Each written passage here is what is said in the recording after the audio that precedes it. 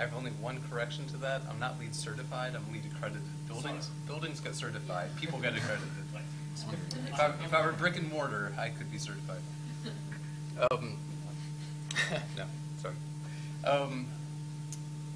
The Office of Sustainability, if you're not familiar with it, is one of the newest offices on campus. It was created in 2007 after former President Moat signed on to something called the American College and University President's Climate Commitment.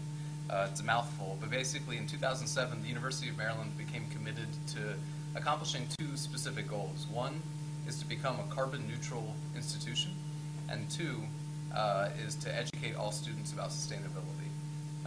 Now, for sake of brevity, I'm not going to get into carbon neutrality and those sort of issues, but if you're not sure what that means, and if you want to learn more about what the university is doing, I'll be happy to talk to you afterward. I'm not sure about this. A lot of what the Office of Sustainability does more generally, though, other than those two specific targets, is trying to figure out simply how do we make a model sustainable community here on campus. In a lot of ways, I'm the end user for what we're talking about tonight, LCAs. The Office of Sustainability has used LCAs to evaluate the things that we use on campus to figure out really what is the more environmentally friendly option for us for different products. And I have a few examples for you. Right now, in fact, the University Sustainability Council just met today and approved a policy to require all copy paper, we're talking normal, this stuff, all copy paper that will be purchased by the university is going to can only be made from 100% post-consumer recycled content as a new mandate. There's no reason that we need to be using paper that has virgin tree fiber in it. There's plenty of recycled paper content out there. We were looking at LCAs when we did this. Because on one hand, it sounds like an easy win. Oh, well, obviously that's going to be more environmentally friendly than virgin paper or paper with the other really common type is 30% post-consumer content. So we were looking at these LCAs to look at the environmental savings, and they're significant. I mean, they're really, really significant when you multiply the amount of paper that the university uses, which, trust me, is an enormous amount of paper that we use. And that doesn't count all the paper that the students use. So sorry if you're printing a lot of things on your own. One other quick example, because again, experts are on this end of the table. I just want to give you context for how we use LCAs. Beyond simple things like copy paper, a couple years ago, our dining halls switched from using styrofoam clamshell takeout containers. So if you've ever eaten late night or ever done takeout from the dining halls, you're very familiar with the takeout option, right? It's that kind of weird container that is made of material now called bagasse, and that's a biodegradable product. But a few years ago, I don't know if any of you, it's been 4 years now, so unless we have any super seniors, none of you have been around long enough to remember the styrofoam that we had. But there was an interest, in fact, this was a student initiative to get styrofoam out of the dining halls because students did some research and realized that styrofoam, although being a fairly energy efficient material to produce, is made of harmful chemicals, including carcinogens, which are cancer-causing agents, and neurotoxins, which destroy your brain cells. So why were we putting food in material that is known to cause cancer and destroy your brain, especially on a college campus? That seemed particularly ironic. So we were looking at LCAs to figure out what are the options, and there was an argument, a very popular argument brought up at the time, that was simply, why do we have disposables at all? Why don't we go toward just using washable plates? Novel idea. So we were curious, so we looked at the LCA on it, and it turns out, although from the sustainability standpoint, we are all about using things that you can reuse for a lifetime. But I realized an important thing about this mug when I was looking at the LCA on plates versus these takeout containers, and that is a normal 9-inch white ceramic plate, the type that you can find in most dining halls around the country. Takes about 10,000 times as much energy to produce than the styrofoam clamshell container that otherwise would take its place. If you count for all of the dishwashing that it goes through, basically you need to wash. You would need to use that plate about 10,000 times to equal the energy efficiency of the styrofoam clamshell.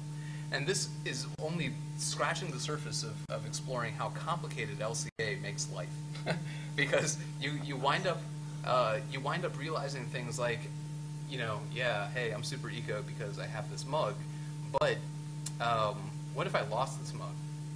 Because I've looked at the LCA, I know that if I haven't used this mug approximately 6,000 times, I am doing the planet some harm if I just go buy another one. If every year I bought another reusable mug, I would be doing more environmental harm than using disposable cups in the first place, assuming that they're fairly sustainably made biodegradable cups. So LCAs will mess with your head is my little takeaway message, because they turn into being, they make simple, what you think is a simple issue, very hairy, and it makes you investigate these different things like the energy and the water and the materials and everything that goes into it. And something as simple as paper or takeout containers all of a sudden become very complex issues, which is why people pay good money to hire brilliant people like the people to my right to do LCAs. Wow, with that setup. So I'm both motivated and a little depressed now. 6,000 times. Use that for a lifetime. I don't know. I haven't looked at the LCA on the stainless steel. Yeah. I have to stand up because I get way too excited to sit down. So I convinced these two not to use PowerPoint, to do something fresh and just keep the talk real, and then I brought PowerPoint slides, so sorry. What I'd like to talk about is I'd like to focus on two things, really. One is kind of the business case for sustainability writ large, and then the business case for sustainable design, and talk about kind of environmental assessment and how it's done. And I'm not going to really do much endorsement of what we do, but I'll hopefully explain that a little bit. So the first thing I want to talk about is, we bandy about all these ideas about sort of, why is sustainability good for business? So I want to kind of set the scene here and really kind of enumerate some of these actual benefits. And the source of this is a slide that I stole from Joel McCower, who runs greenbiz.com, but with his permission. And I want to give examples of customers of ours who have used each of these kind of benefits to grow their businesses. So Procter & Gamble. Anyone seen Tide cold water? So Procter & Gamble did a life cycle assessment study of the laundry detergent process. And they were thinking that they would redesign their detergent to be kind of, maybe use fewer chemicals, fewer harsh detergents, fewer surfactants, super concentrated, et cetera, et cetera. And they realized that the vast majority of the impact in washing is not in the actual detergent, not in the chemical, but in the heat that goes into heating the water to wash your clothes in warm water. And so they said, if we're going to really move the needle on reducing the impact of our business, that we help people wash their clothes, we do better to maybe use a few different, maybe harsher chemicals and formulate something that works really well in cold water so that you don't have to actually put that energy in. So they've launched this product. It's been very successful. It annoys a friend of mine who's the product manager of the soap and detergent business at 7th Generation, because he says, we've been doing this for a long time, we just don't market it as heavily, but it's still a great product, and I use it to Darren's chagrin. Decreasing costs. This is sort of an obvious one, but energy efficiency, right? So IBM is a company that's saved millions and millions of dollars in reducing the energy draw of their data servers, both in their own operations and for their customers. And really, the reason that I put this slide up is the graphs under the data service just kind of freaks me out, because there's no way that actually grows. It's got to be Photoshop. But anyway. New products and markets. Again, sort of an obvious one. This is a customer of ours called Energy Hub that makes a thermostat that will actually track and measure both the energy usage of your home as well as the carbon footprint that the energy usage is tied to. Kind of an interesting concept, and this is something that we also use, which is an idea that we use, which is if you can show a dashboard of the impacts and the use, people will change their behavior just by seeing what they're doing. It's the kind of, the miles per gallon you're getting in the Prius constantly reported to you in real time. It's that feedback of, I had no idea. How do I improve this? Improve quality. So prior to being a product manager for sustainability and kind of the head of sustainability for my current company, I was a consultant. I started my own consulting firm doing sustainable innovation. And one of the clients I worked with was Avery Dennison. You guys know Avery? They make the little labels and the office products and such. So they came to us and they were talking about binders. The PVC shell, cardboard inserts, and a stainless steel clip. And they said, we want to make this greener, basically. And so we said, great, we'll do, first of all, they asked for carbon. And we pushed back and said, you know what, carbon's not the only environmental impact. Let's do a full LCA. And so we started talking about, the components and went through the usual questions. Okay, so, what kind of stainless steel is this made out of? And they were like, well, what do you mean what kind? It's stainless steel. And we said, well, there's a lot of different grades, and each grade has a different mix of metals, right? Copper, nickel, all sorts of stuff. And those trace metals actually will impact your LCA and your environmental impacts. And they said, well, we don't know. We just sort of buy it from China, and it comes, and we put it in binders. And so, well, go ask them. So a couple of weeks later, they came back, and they said, we're really glad that you asked us to go ask our suppliers what the grade of stainless steel is, because what they told us was that the mix of those trace elements, and therefore the grade of stainless steel, changes month to month based on the spot commodity price of those trace metals. And of course, that means it has a different tensile strength every month. And so they realized it's a huge quality issue. This month the clips will break at a certain force, and this month will break at a different force, because copper was cheaper. And so what companies find is that when they actually start looking at their supply chain to trace environmental impacts, it has all these other hidden benefits of just understanding what your supply chain is actually doing. Kind of a novel idea. And by the way, I may have mentioned that these are all current SOLIDWORKS customers. It's kind of nice because we have 400,000 commercial customers, so even if they have a single copy of SOLIDWORKS, I can call them a customer. Decreased risk and liability. So DuPont and Dow and BASF are really embracing sustainability. And you start to think about that, it's like they make chemicals, right? It's kind of strange that they're embracing sustainability, but it's really important for them to know the environmental impact and the health impact of the chemicals they make, because that's the seat of their liability, right? So DuPont is using a concept called green chemistry, one of the things they're doing with it is instead of using a particular toxic chemical to make the Teflon, they reformulate it so they can actually use carbon dioxide as one of their raw materials. So it acts both as a carbon sink and as, obviously carbon dioxide isn't very toxic, right? And so they're using a lot of these concepts. Some of these chemical companies are also using closed loop production, or what we might call cradle to cradle, where they're, instead of selling a barrel, 55-gallon drum of solvent, they're selling the idea of having solvent on site. And so when you're done with it, you just send it back to them, and they recover the solvent. And so they sell you the service of having solvent instead of like a physical object. Kind of neat stuff going on. The ability to attract and retain talent. How many of you are really jonesing to work for BP right now? Silence, crickets. Forgive me if there's anyone who's actually working for BP. So there's study after study that show people really want to work for companies they believe in, companies that are doing positive things for social and environmental good. So EMC is a company, $12, $14 billion company that does storage and data warehousing. And they own RSA Security and do a lot of good things. When you talk to Catherine Winkler, who's the Chief Sustainability Officer, and you ask her, how many people are on your green team, your employee green team? She says 40,000, however many employees she has.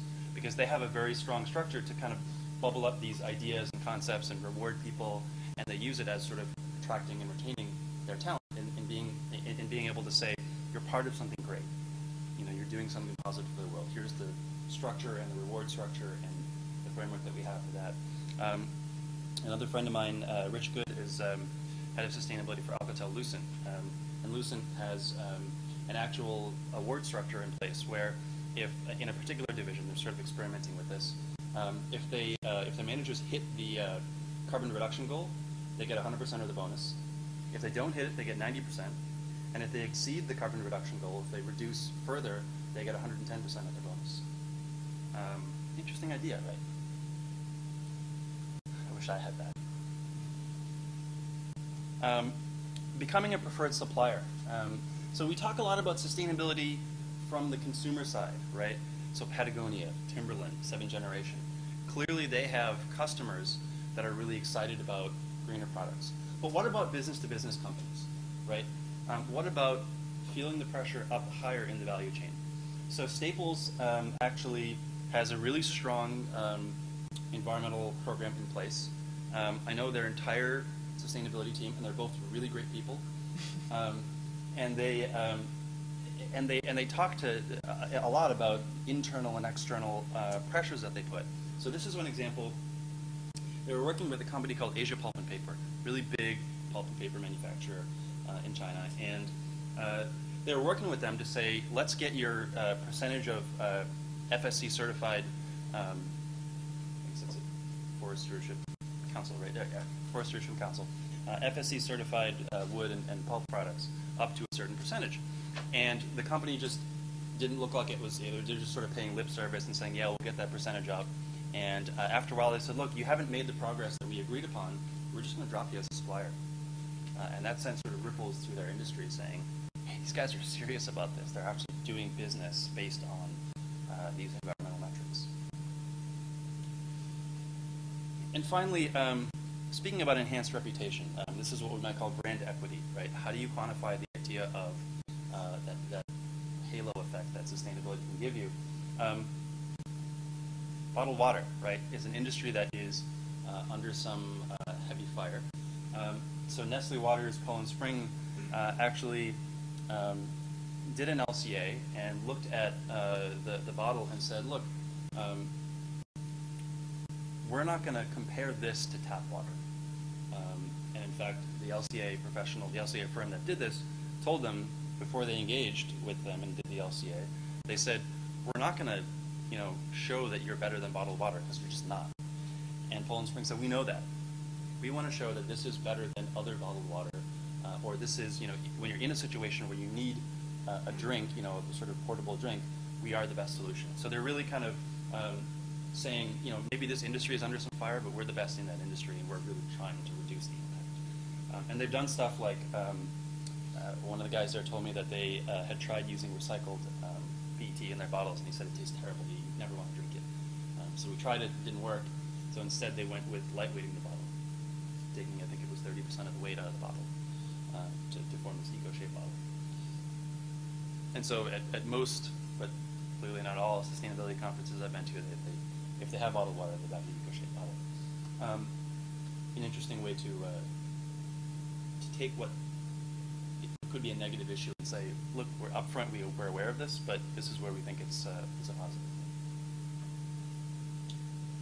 So, sorry, you're getting the sort of entire spiel in this small amount of time as I can do it, because I could talk forever.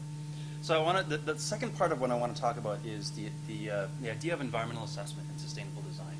So now we're coming down more towards sort of what LCA is typically used for, or sort of that class of solutions.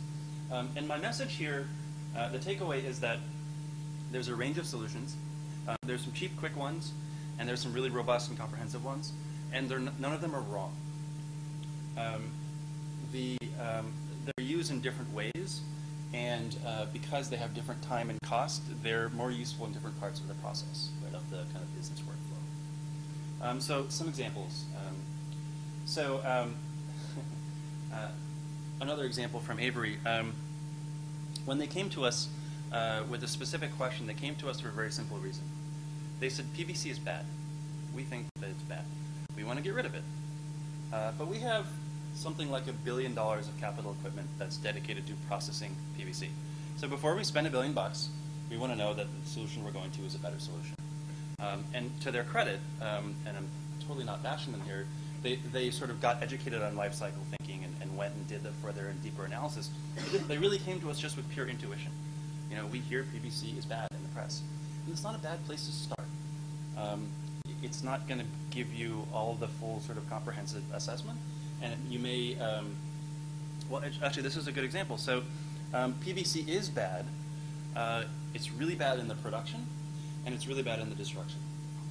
So those copper wires that are covered by PVC as cords are sometimes sent to places in Africa, and people actually burn off the PVC in their cook pots to get the copper and resell the copper to the commodity markets. And when you burn PVC, you get dioxin gas, which we used in wartime and called it Agent Orange. It's really not good, especially when you're burning it in what you use to cook food for your family. It's really bad in the production. It's really bad in the destruction, the end of life. But in between, it's really, really inert. So if you have a PVC, like a pipe that's buried in the ground and it's going to last for 100 years, or in a windowsill of a building, you can kind of imagine amortizing the badness across the entire life cycle and saying, you know, in a year, it has this impact. Whereas if you made that thing from polypropylene or some other plastic, and you had to replace it 10 times, you know, it's the same idea that kind of Mark was talking about. It may be not as bad in the production and the destruction, but you know, if you've got 10 times the material, that's 10 times the impact, right? So there's situations in which intuition doesn't cut it, is basically what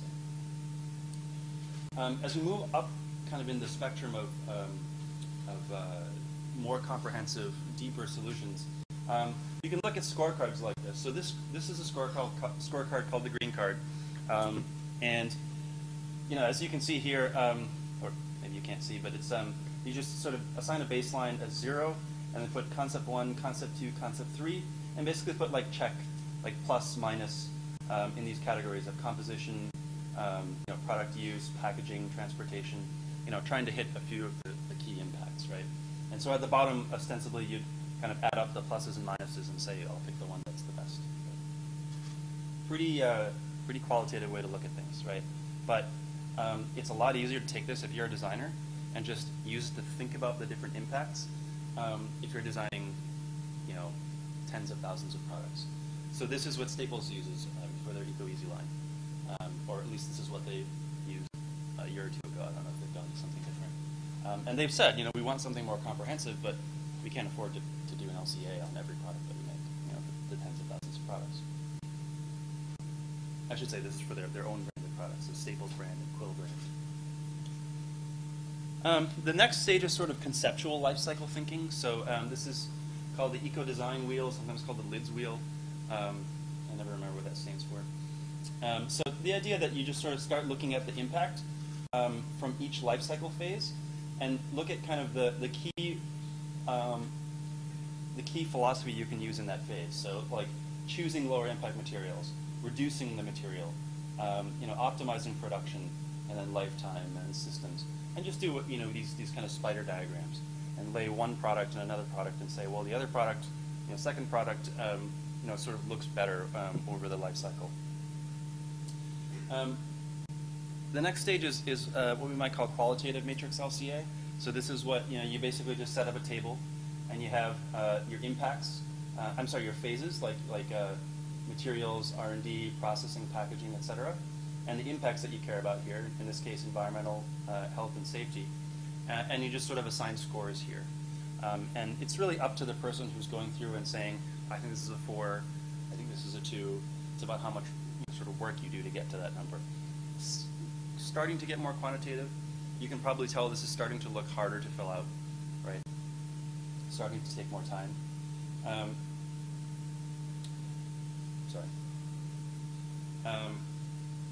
The next thing I have is industry scorecards. The reason I think these are stronger than company level is because they have to cover more products, and so they're generally a little bit more broad, a little bit more comprehensive. So this is the one that the Outdoor Industry Association uses for a series of different types of outdoor products. And it's kind of hard to see, but it's the same sort of system where it has the different stages, you know, production, packaging, transportation, use, end of life, and it has these impacts. Those are sort of buckets that it falls into. and it tells you kind of how to put the numbers into the buckets, getting a little bit more quantitative. Sure.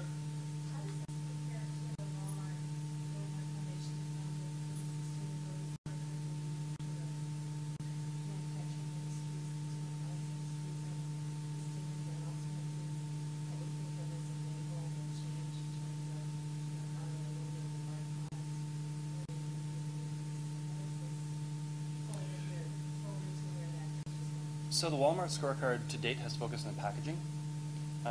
Their product scorecard is a couple of years out.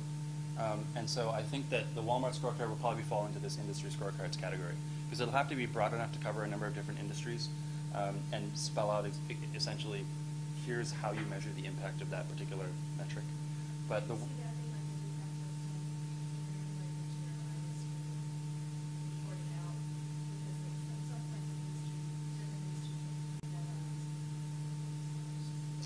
if there is a de facto standard, it's going to be Walmart's.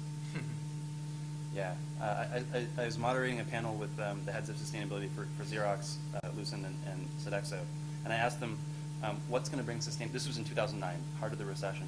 So I said, what's going to bring sustainability back to front of mind for CEOs? And I'm thinking they would say, like, major disaster, price of oil going back up, carbon legislation. And Patty Calkins from Xerox said, Walmart not letting up. And all three agreed, and none of them are direct Walmart suppliers.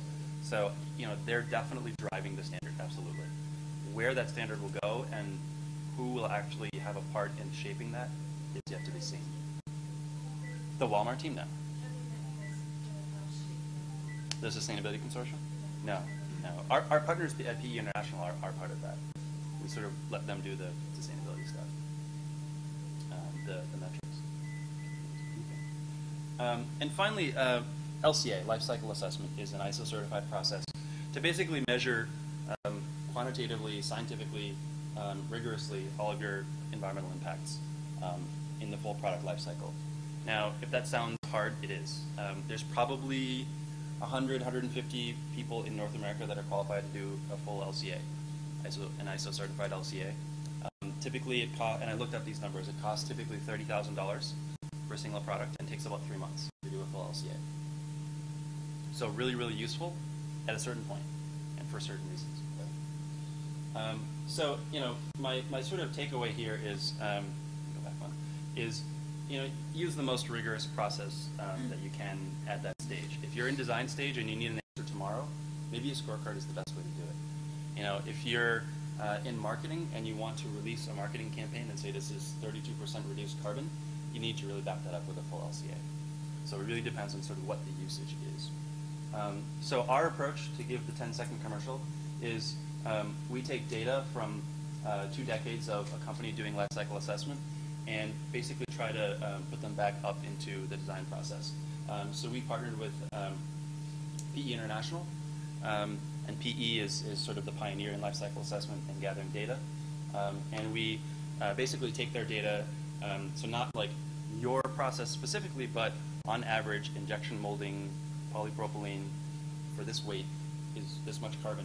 And we put it up as a dashboard for our designers and engineers. So the idea being, just sort of that Prius effect, right? If you can see that you just pulled in a sheet of aluminum and it doubled your carbon footprint, maybe you'll think about using a different material or reducing the size of that. That's our approach. And we kind of firmly believe at SOLIDWORKS that someday environmental assessment will be a part of all product design, and we're working towards that. So that's my spiel. Oh, and there's my contact info. If anyone wants it, feel free to contact me, and I'm happy to share this slide deck with anyone. So.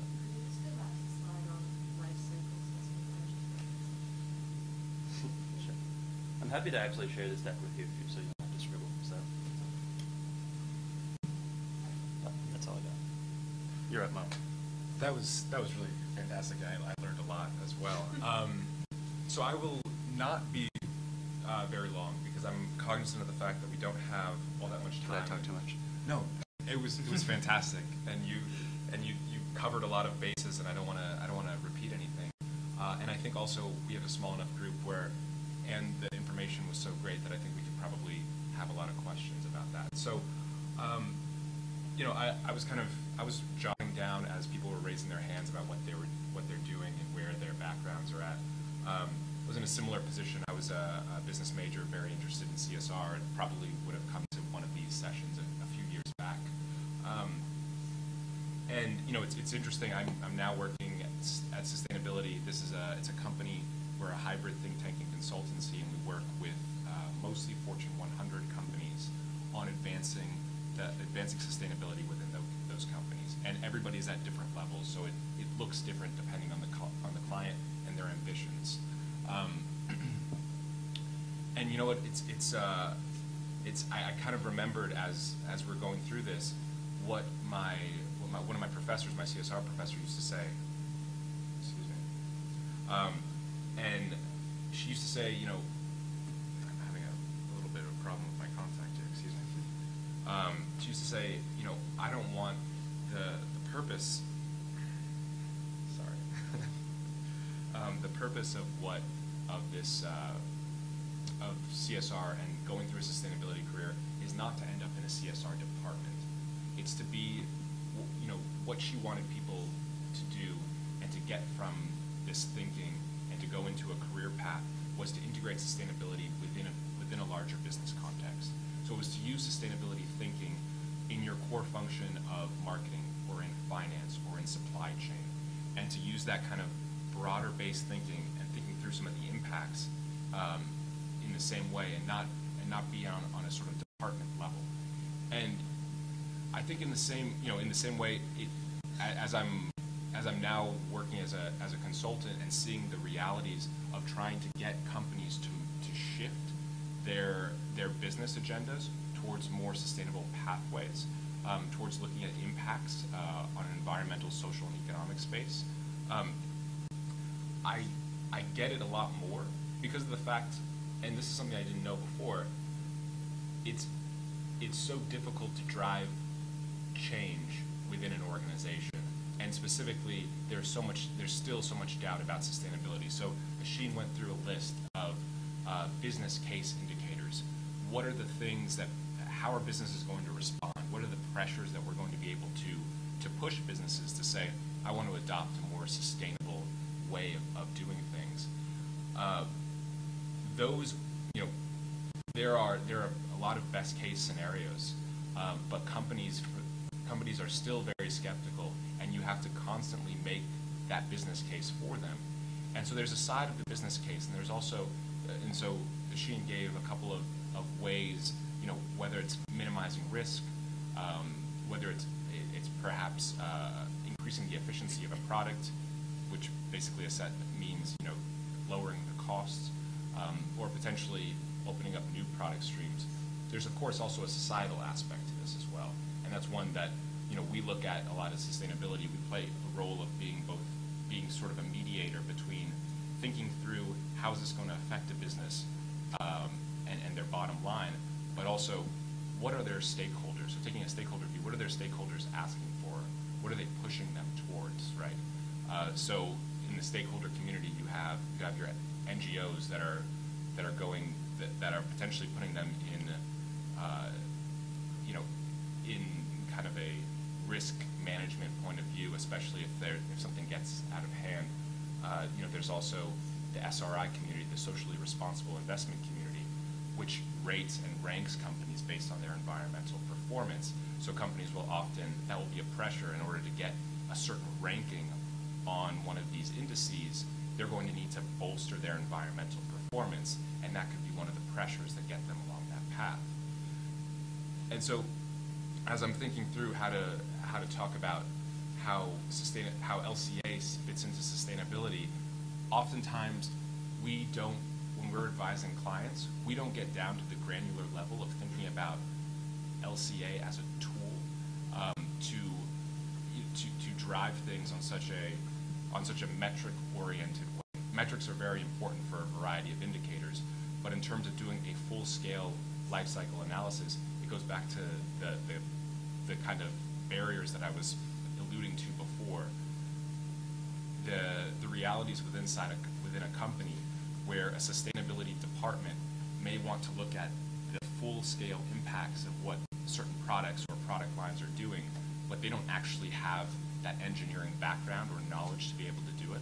So they have to work with an engineering department, which Asheen and I were talking about this before, may or may not be either on the bandwagon of sustainability, may not have that in their purview, meaning they don't have the capacity in order to reconstruct everything they do and add these things, and they don't really see the reason for it. So oftentimes being able to do something as time intensive and also costly as a full LCA isn't something that at least our organization from a strategic level thinks about as this is the best use of your money. However, there's a way to get at what Asheen was talking about, which is life cycle thinking. It's taking a broad perspective and looking through your impacts along the value chain.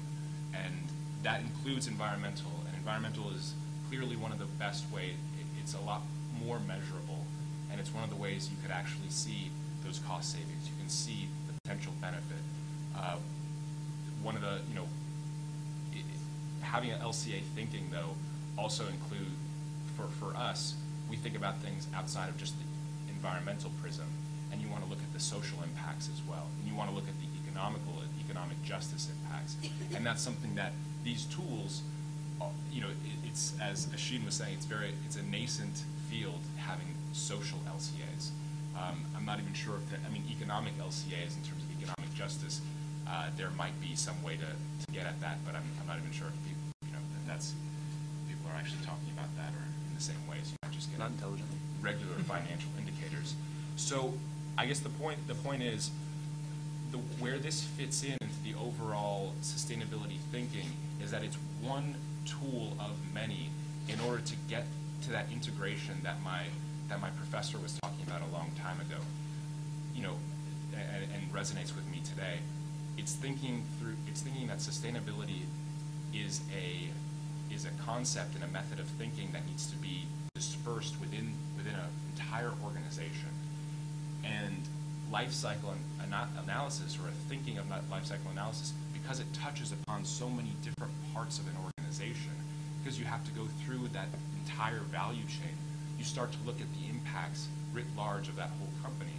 And when you start to get knowledgeable about those sorts of things, it's that old saying, you manage what you measure.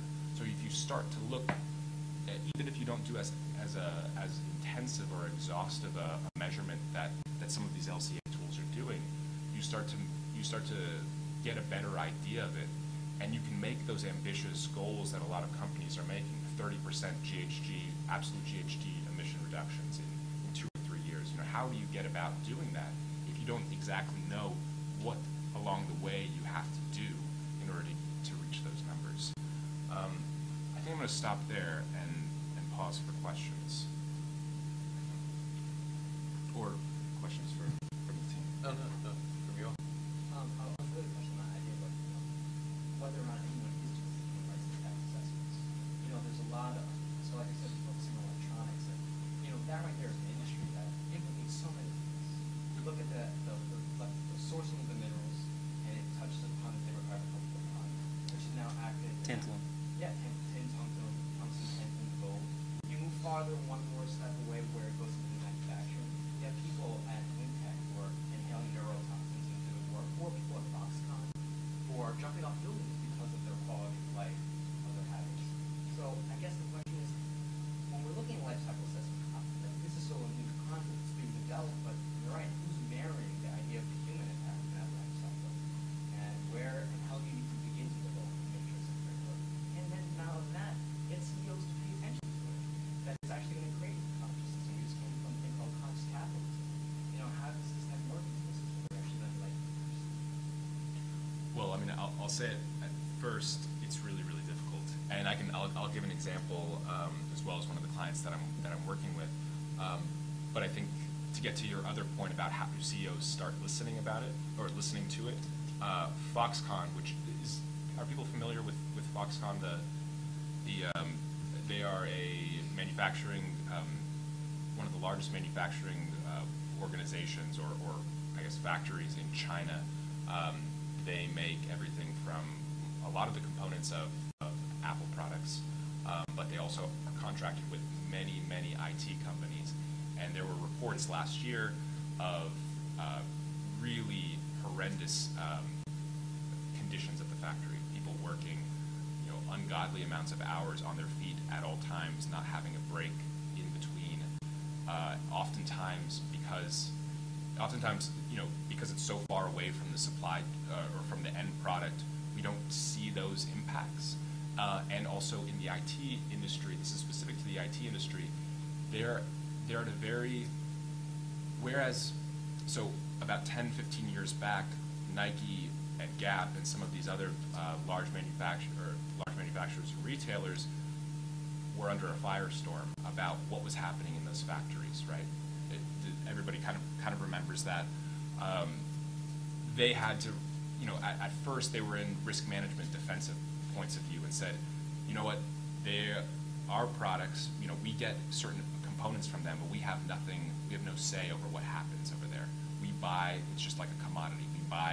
We buy products from them, or we buy components from them, and we do things that are in our fence line responsibly. But whatever happens outside of it, we don't have a say or influence in what happens.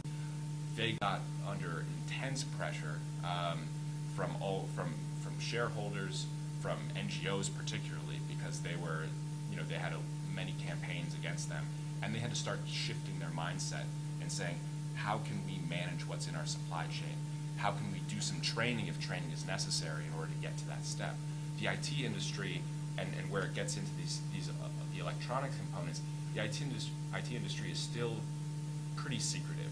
Innovation is what wins the game in technology, and so in order for them to keep some of that proprietary knowledge and some of that and some of their competitive advantage, a lot of times they won't release who their suppliers are. Apple is the perfect case of this. There have been NGOs that have been batting down their gates saying, we need to find out how you actually produce an iPad. What are the suppliers along the way, and what are you doing in terms of those impacts, and how are you using your relative muscle to make sure that social impacts are being accounted for and environmental impacts are being accounted for. So far, they've been very reticent to do anything like that. And other IT companies, although are a little bit more open to it, are still relatively secret. So to get to your question about how can you also include the social impacts, or where are we there? I'm working with a pretty prominent technology company right now that is having trouble even again going back to this sort of departmental whose responsibility is it anyway? The concept of ethical sourcing cuts along both a social and environmental track. So while conceptually we can think about it from this sort of holistic point of view, when it comes down to functionalities and who is actually responsible for it, everybody wants to say, well, I got part of it, but this other part this guy has, or this other part this whole other department has, and I don't really talk to him that much, and I don't really know how we're going to align ourselves. So it's difficult to get that alignment, and oftentimes you have to be very reactionary. So Foxconn comes in the news, and a CEO gets blamed for what their company has just gone through, and then they say, why haven't we managed this in the first place? And then there's this strong push. What we're trying to do, how we're trying to advise our clients is, instead of reacting to the firestorm that will come along, because as transparency pressures increase, as consumers get more savvy, as NGOs look deeper and deeper into things, as stuff like WikiLeaks comes out, where oftentimes there's no longer areas to hide as much in business. These things are going to come out. So if you don't manage them right now and be proactive about it, create a strategy, be part of a coalition that looks at these types of issues, you're going to be in that defensive mode that Nike and Gap were in a long time ago. Luckily, they've learned and they've become some of the biggest sustainability advocates in the field. So these are kind of case studies that we go through, and it's a really tough deal. I just want to put a little punctuation on that. So a positive spin. No one that I know has figured out how to legitimately and pragmatically combine social and environmental metrics, tracking, thinking together. So that's a challenge to all of you. I was at an LCA conference of supposedly experts and practitioners, and one person stood up and said, "How many pounds of carbon is a job in Africa worth?" None of us could even think about how to think about the question. So that's my challenge to you: is this field is open for innovation. One thing I'd like to add is, and we'll get to the stories and we'll pick up some questions, but Mark is the manager of sustainability on campus, and he does everything he can to get students on campus with sustainability efforts. It's not just about making the campus green by itself, but also doing whatever he can, whatever the professors can, to insert the issues of sustainability, such as this, into your curriculum. And the more you guys come out of it, the more we'll get. And Mark can speak to that in a second. But we are running short on time. So if the more questions, how many more questions? 2 or 3 minutes. All right. So there is a pitch competition that's about to begin in about 5 minutes or so. So let's see this one question. Mark, and And information option. I'm happy to hang out in case anyone has any. So there's a pitch competition, there's a network reception, there's going out till 9. So if you guys want to talk to the speakers, all of us can go down there. Cool. What was your question? Oh, it's just like, I mean, as a consumer, how do I research on my own? I remember, I mean, like really quick, just remember about watching TVP and really learning about if the Prius isn't really as sustainable as it claims, or maybe not as it claims to be, but it doesn't show the negative lights of maybe the battery and so not really and how it ships its products and how can me, not without the power of a company behind me, how can I research on my own what am I buying and how So- does it affect the environment? So 2 quick answers for you. So I found myself once at a speaker's dinner next to the head of sustainability of Toyota and asked him that exact question. I was like, so what is this about the Prius and the batteries? And he said, basically, if you throw them away, then it is really bad. But they have a pretty much 100% cradle-to-cradle recovery of the batteries. And so they really are concerned with just that question. So to lay that to rest. My simple answer to your question is there's always more deeper to go in the rabbit hole. Don't let that stop you. As Yogi Berra said, when you come to a fork in the road, take it. Be conscious about what you do, and don't be stopped by, there's got to be more, it's not that simple. Once you learn more, change. But don't let that stop you from just being active and being conscious. A couple of quick things. There's a little booklet called Climate Counts that rates some consumer companies, and they have a little wallet card. There's the Monterey Bay Aquarium, little plug for your hometown, puts out a sustainable fisheries guide that I literally pull out, and I think I still have it with me. And I think I'll they beat now. you to it. They also have an iPhone app that I literally pull out whenever I'm eating seafood and look up like what's a more sustainable option on the menu. So like things like that, once you learn them, use those, but don't let it stop you from just trying to do better. I'll reiterate his point on this. I've been trying in earnest for at least the last 10 years to live a more sustainable lifestyle personally, and I swear, it feels like every day for the last 10 years has been a learning moment, and I think that almost literally not a week has gone by that I've realized that there are other little things that I can do in my life to even further decrease my personal footprint. It's a lifelong pursuit. Sustainability is not a goal; it's a process. I encourage you to sink your teeth into the challenge of living a more sustainable lifestyle. So a couple things I can mention along those lines. My girlfriend is a primatologist. She has a degree from ecology and behavior and in cultural anthropology. So her jobs work for an NGO that helps preserve a certain species of clay apes, in particular bonobos. She's in the Congo right now, a species which she can come back in a couple of weeks. She wrote this paper on how eating products with palm oil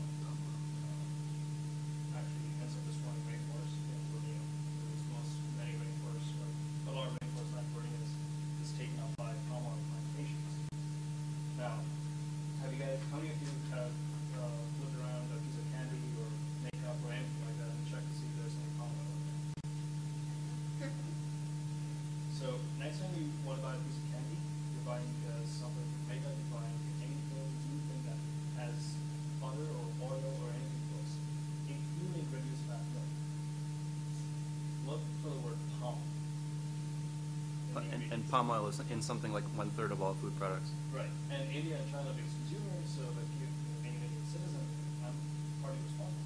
So it's we've stopped consuming palm oil completely. So we drink cold apple, which is not always good for us. Whatever, if you ever work out long term, I can use it. I'll do it. We don't eat Twizzlers, Kit Kat, a whole bunch of things. So next time you buy something, just flip it around. It can be that decision that you make like that can make a true difference. And the other thing I'll say really quick is that I'm an MBA student, and for an MBA student, do things like that is just flat out weird. Because we're all about the free market and about anyway. But when I was sitting in one of the case rooms and we were doing a group study thing, and this issue came up somehow, somebody offered me Kit Kat, and I said, I don't eat Kit Kat. And he asked me why. And I told them the story. And it made them think. And that's what is required. The more stories you tell, it's not what you do, it's not the list of things that you avoid or whatever, but it's the stories that you tell that will make all the difference. And it's very important to communicate and relay those stories throughout your life. So that's one big thing that. So it's all about marketing, is what you're saying. Absolutely. But and if I can just add, one added perspective to the palm oil, because we're looking at it from an individual point of view, but it's interesting to also look at what are companies doing about palm oil and how are NGOs reacting to it. So there's something called the Roundtable on Sustainable Palm Oil, which is a consortium of companies that have come together to say to look at being able to source sustainable palm oil so that it won't go to forest degradation in the same way. And companies that have been, as palm oil becomes a little bit more of an issue that comes to light for not just NGOs or deep practitioners, but for those investors that are but for mainstream investors, mostly socially responsible investors, but also some mainstream investors, as well as more prominent NGOs that are putting these huge campaigns together. It's becoming a real liability for companies to still source palm oil. And one particular, and it's interesting how far those linkages go. So there's a company, a forestry company called Sinar Mas. Sinar Mas? Am I pronouncing that right? Anybody know what I'm talking about? So I can pronounce it however I want. Yeah. Sinar Mas. They're a company who's primarily responsible. So they help these large food companies source the palm oil that is going towards forest degradation. There are many financial institutions, large primary banks like HSBC, I believe Bank of America is one of them, Citigroup, and maybe a couple of other ones that have said we're no longer going to lend money. We're no longer going to finance the activities of a company who is sourcing palm oil for the products that we use on an everyday basis. And eventually, Sinar Mas, I think within the last month, has pledged that they will now go towards sustainable palm oil practices. The jury is still out on how that's going to work, but the ripple effects of sort of actions of consumers, like what Pradeep was saying, can be seen on multiple chains throughout the business world. So it's interesting stuff. Real quick, if you get a chance to that impact conference, please. Last year I went to it, and this was in Michigan, University of Michigan, Ann Arbor, and one of the sustainability experts from Walmart was there, and she was on a panel with somebody with a CSR person from Target and from Johnson & Johnson. And so I asked her this question straight up, and I said, you guys sell Kit Kat, right? Yes. You know there's sustainability issues with that, right? Palm oil, extinction of organs, rainforest depletion, and so on. Yes. So why don't you drop it? Why don't you drop the brand? If Unilever says it's going to take 10 years, just drop it. If you really that concerned about it. But that's because of anyway. But the issue is that my point is that the issue is a lot more complex than what it appears to be on the surface. But not understanding or not knowing the complexity that, for example, in my case, shouldn't prevent you from acting based on what your conscience calls right. So it's